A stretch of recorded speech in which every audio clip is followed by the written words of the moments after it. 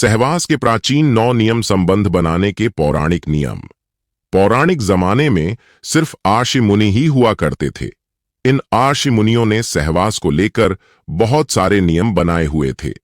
इस दौर में बहुत सारे युवा हैं जो संबंध बनाने का नियम नहीं जानते हैं। अगर आप यह नियम अच्छी तरह से समझ पाते हैं और अपनी जिंदगी में लागू करते हैं तो जिंदगी जीने का आनंद बहुत लाभदायक हो सकता है तो आप अपनी जिंदगी के बेहतर बनाने के लिए जरूर अपनाएं। यह 9 नियम जो हम अभी बताने जा रहे हैं, सदियों से यानी प्राचीन समय से ही सहवास को पूजा जाता रहा है, चाहे फिर वह सतयुग हो या फिर कलयुग। दोस्तों, हर युग में संबंध बनाने को लेकर अलग अलग मत रहे हैं। पति और पत्नी के बीच सहवास सिर्फ रिश्तों को मजबूत बनाए रखने का एक आधार होता है, बशर्ते कि उसमें प्रेम हो, काम वासना नहीं। ज्यादा का काम वासना में डूबे हुए इंसान कभी अच्छे प्रेमिका या पति नहीं हो सकते। वहीं देखा जाए तो प्राचीन समय में शारीरिक संबंध बनाने की प्रक्रिया को काफी पवित्र समझा जाता था। ऐसा शास्त्रों में कई प्रमाण देखने को मिल जाएगा। उस समय के लोग ज्यादा खुले विचारों के थे और काम से जुड़ी हर समस्या पर बेझिझक बात करते थे। गौरतलब है कि सहवास जैसे विषय पर पहला ग्रंथ कामसूत्र भारत की देन है, जिसे दूसरी सदी में आचार्य वात्स्यायन ने लिखा था। दोस्तों, आप नहीं जानते तो हम बता दें कि सहवास को लेकर कुछ नियम है जिन्हें आत्म कल्याण के लिए जरूर पालन करना चाहिए, न कि वासना के लिए। आइए जानते हैं क्या है वह नियम जिन्हें अपनाकर हम जीवन को सन्मार्ग पर ले जा सकते हैं। दोस्तों, प्राचीन नियमों के अनुसार सहवास से वंश प्रतिमैत्री लाभ, साहचर्य सुख मानसिक रूप से विपक्ष, दीर्घायु शारीरिक और मानसिक स्वास्थ्य सुख की प्राप्ति हासिल की जा सकती है। अगर वर्तमान में देखा जाए तो आज की युवा पीढ़ी सिर्फ आनंद के लिए एक दूसरे से संबंध स्थापित करते हैं, जबकि वह यह नहीं जानते कि पति और पत्नी के बीच शारीरिक संबंध रिश्तों को मजबूत बनाए रखने का एक आधार होता है, बशर्ते कि उसमें प्रेम हो, काम वासना नहीं। अगर हमारा राय लिया जाए तो यह जरूरी हो जाता है कि आज की युवा पीढ़ी को सहवास के प्राचीन नियमों के बारे में जानना चाहिए, ताकि उनके रिश्ते आपस में अधिक मजबूत हो सके और उन्हें एक संस्कारवान संतान की प्राप्ति हो। धर्म पर शोध कर रहे और करने वाली जानी मानी इतिहासकार मधु खन्ना ने बीबीसी को बताया, भारत के बनने से संबंधित दर्शन के अनुसार ब्रह्मांड लौकिक इच्छा से बनाया गया था और कामुकता को पवित्र माना गया था। कामुकता के बारे में सबसे विस्तृत मानी जाने वाली किताब कामसूत्र 3री सदी में लिखी गई थी और यह किताब प्राचीन भारत के बारे में बहुत कुछ दर्शाता है। नमस्कार मित्रों, वीडियो में आगे बढ़ने से पहले आपसे एक अनुरोध है, कृपया हमारे धर्म आस्था चैनल पर पहली बार आए हैं तो चैनल को सब्सक्राइब अवश्य कीजिएगा। हमारे द्वारा दिए गए जानकारी अच्छे लगे तो अपने दोस्तों के पास इस वीडियो को शेयर जरूर कीजिएगा। आइए जान लेते हैं क्या है प्रथम नियम। शास्त्रों की बात की जाए तो शास्त्रों के अनुसार मनुष्य के शरीर में व्यान, समान, अपान, उदान और प्राण नाम के 5 प्रकार की वायु रहती है। मित्रों, इन 5 में से एक अपान वायु ही मलमूत्र, शुक्र, गर्भ और आर्तव को बाहर निकालने का कार्य करती है। अच्छे से समझे तो इसमें से शुक्र को ही वीर्य भी कहा जाता है, यानी यह वायु संभोग से संबंध रखती है। शास्त्रों के अनुसार बात की जाए तो जब इस वायु की गति में फर्क आता है या यह किसी भी प्रकार से दूषित हो जाती है तो मूत्राशय और गुदा संबंधी रोग उत्पन्न होते हैं, जिस वजह से संभोग की शक्ति पर भी असर पड़ता है। अपान वायु ही स्त्रियों में माहवारी, प्रजनन और यहां तक कि सहवास को भी नियंत्रित करने का कार्य करती है। इसलिए मनुष्यों को चाहिए वह अपने शरीर में इस वायु को शुद्ध और गतिशील बनाए रखने के लिए अपने उदर यानी पेट को साफ रखे और निश्चित समय पर शौचालय। दोस्तों, कामसूत्र के रचयिता आर्षि वात्स्यायन के अनुसार कहते हैं कि स्त्रियों को कामशास्त्र का ज्ञान होना बेहद जरूरी है, क्योंकि इस ज्ञान का प्रयोग पुरुषों से अधिक स्त्रियों के लिए जरूरी है।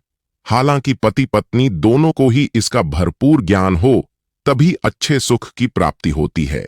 आर्षि वात्स्यायन के अनुसार स्त्री को विवाह से पहले पिता के घर में और विवाह के पश्चात पति की अनुमति से काम की शिक्षा जरूर लेनी चाहिए। आर्षियन के कहने का मतलब मत है कि स्त्रियों को गणिका की तरह व्यवहार करना चाहिए। इससे दाम्पत्य जीवन में स्थिरता बनी रहती है और पति अन्य स्त्रियों की ओर आकर्षित नहीं हो पाता है तथा पत्नी के साथ उसके मधुर संबंध बने रहते हैं। इसलिए स्त्रियों को सहवास का ज्ञान होना आवश्यक है ताकि वह काम कला में निपुण हो सके और पति को अपने प्रेम पाश में बांध कर रख सके। ऐसा करने से पति पत्नी के रिश्ते में मधुरता बनी रहती है और रिश्ते मजबूत बना रहता है। दोस्तों, आप सोच रहे होंगे कि स्त्री आखिर सहवास का शिक्षा किससे ले सकती है, तो हम आपको बता दें कि आचार्य वात्स्यायन के अनुसार एक कन्या के लिए सहवास की शिक्षा देने वाले विश्वसनीय व्यक्ति हो सकते हैं, जैसे दाई बड़े बहन, विश्वास पात्र सेविका की ऐसी कन्या जो साथ में खेली हो और विवाहित होने के पश्चात पुरुष समागम से परिचित हो, जैसे उसके कोई फ्रेंड, पास के कोई रिश्तेदार, विवाहिता सखी, हम्मम मौसी या बड़ी बहन अधेड़ या बुढ़िया दासी, ननद या भाभी हो सकता है, जिससे संभोग का आनंद प्राप्त हो चुका हो। उसका स्पष्ट बोलने और मधुर बोलने वाली होना जरूरी हो ताकि वह काम का सही सी ज्ञान दे सके। क्या है तीसरा नियम? हिंदू शास्त्रों के अनुसार पति पत्नी को रविवार, अमावस्या, पूर्णिमा, चतुर्थी, अष्टमी, संधिकाल, संक्रांति, श्राद्ध पक्ष, श्रावण मास, नवरात्रि और ऋतुकाल आदि में किसी भी रूप में शारीरिक संबंध स्थापित नहीं करनी चाहिए। जो स्त्री पुरुष इस नियम का पालन करते हैं उनके घर में सुख, शांति, समृद्धि और आपसी प्रेम सहयोग बना रहता है, और जो ऐसा नहीं करते वह अपने घर में गृह कलह और धन की हानि और आकस्मिक घटनाओं को आमंत्रित करने का काम करता है। नंबर 4, चौथा नियम। दोस्तों, रात्रि का पहला प्रहर रतिक्रिया के लिए उचित समय है। अगर इस प्रहर में की गई रतिक्रिया के फलस्वरूप ऐसी संतान प्राप्त होती है जो अपनी प्रवृत्ति एवं संभावनाओं में धार्मिक, सात्विक, अनुशासित, संस्कारवान, माता पिता से प्रेम रखने वाले, लोगों का मदद करने वाले, धर्म का कार्य करने वाले, यशस्वी एवं आज्ञाकारी होती है, शिव का आशीर्वाद प्राप्त होता है, ऐसी संतान की लंबी आयु एवं भाग्य प्रबल होता है। प्रथम प्रहर के बाद ऐसा माना जाता है कि राक्षस गण पृथ्वी लोक के भ्रमण पर निकलते हैं। उसी दौरान जो संबंध स्थापित की गई हो उससे उत्पन्न होने वाली संतान में राक्षसों के ही समान गुण आने की प्रबल आशंका होती है। पहले प्रहर के बाद प्रतिक्रिया इसीलिए भी अशुभकारी है क्योंकि ऐसा करने से शरीर को कई रोग घेर लेते हैं। व्यक्ति अनिद्रा, मानसिक क्लेश, थकान का शिकार हो सकता है एवं माना जाता है कि भाग्य भी उससे रूठ जाता है, तो काफी सोच समझकर आपको गर्भधारण करना है। पंचम नियम हिंदू प्राचीन ग्रंथ आयुर्वेद के अनुसार बताया गया है।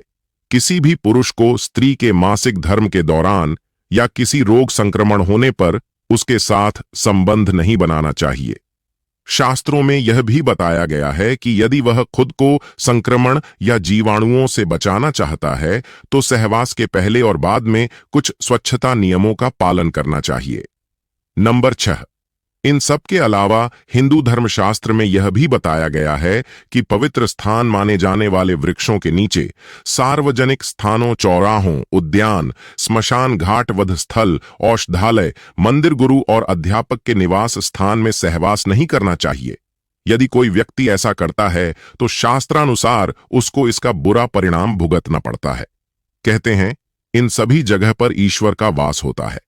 7वें नियम हिंदू धर्मशास्त्रों में यह भी बताया गया है कि किसी भी पुरुष को अपनी पत्नी के साथ गर्भकाल के दौरान सहवास नहीं करना चाहिए। दोस्तों, गर्भकाल में संभोगरत होते हैं तो भावी संतान के अपंग और रोगी पैदा होने का खतरा बना रहता है। इसीलिए गर्भकाल में सहवास करना वर्जित किया गया है।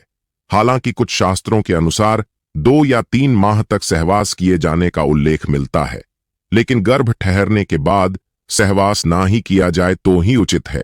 अगर शास्त्र के बात न भी माने तो आप खुद सोच सकते हैं कि क्या गर्भकाल में सहवास करना उचित है या अनुचित। 8वें नियम महिलाओं को मासिक धर्म शुरू होने के प्रथम 4 दिवसों में संभोग से पुरुष रुग्णता को प्राप्त होता है। जैसे 5वीं रात्रि में संभोग से कन्या, 6ठी रात्रि में पुत्र, 7वीं रात्रि में बंध्या पुत्री, 8वीं रात्रि के समागम से ऐश्वर्यशाली पुत्र, 9वीं रात्रि में ऐश्वर्यशालिनी पुत्री, 10वीं रात्रि के संभोग से अतिश्रेष्ठ पुत्र और 11वीं रात्रि के संभोग से सुंदर पर संदिग्ध आचरण वाली कन्या, 12वीं रात्रि से श्रेष्ठ और गुणवान पुत्र, 13वीं रात्रि में चिंतावर्धक कन्या और 14वीं रात्रि के संभोग से सद्गुणी तथा बलवान पुत्र की प्राप्ति होती है। वैसे ही 15वीं रात्रि के संभोग से लक्ष्मी स्वरूपा पुत्री और 16वीं रात्रि के संभोग से गर्भाधान होने पर सर्वज्ञ पुत्र संतान की प्राप्ति होती है। दोस्तों, इसके बाद की अक्सर गर्भ नहीं ठहरता। नंबर 9, नियम शास्त्र सम्मत है कि सुंदर दीर्घायु और अच्छे स्वस्थ संतान के लिए गड़ा ग्रहण, सूर्योदय एवं सूर्यास्त काल, निधन नक्षत्र, रिक्ता तिथि, दिवाकाल, भद्रा पर्व काल, अमावस्या श्राद्ध के दिन, गंड तिथि, गंड नक्षत्र तथा 8वें चंद्रमा का त्याग करके शुभ मुहूर्त में संबंध स्थापित करना चाहिए। गर्भाधान के समय गोचर में पति पत्नी के केंद्र एवं त्रिकोण में शुभ ग्रह हो, तीसरे छठे 11वें घरों में पाप ग्रह हो, लग्न पर मंगल, गुरु इत्यादि शुभ काक ग्रहों की दृष्टि हो और मासिक धर्म से समरात्रि हो। उस समय सात्विक विचार पूर्वक योग्य पुत्र की कामना से यदि रतिक्रिया की जाए तो निश्चित ही योग्य पुत्र की प्राप्ति होती है। शास्त्रों के अनुसार इस समय में पुरुष का दायां एवं स्त्री का बायां स्वर ही चलना चाहिए। यह अत्यंत अचूक उपाय है। दोस्तों, आज की प्रस्तुति में इतना ही। मित्रों, आदि आप भी भोलेनाथ के सच्चे भक्त हैं तो इस वीडियो लाइक और चैनल को सब्सक्राइब अवश्य करें और हां, कमेंट बॉक्स में ओम नमः शिवाय अवश्य लिखें। धन्यवाद।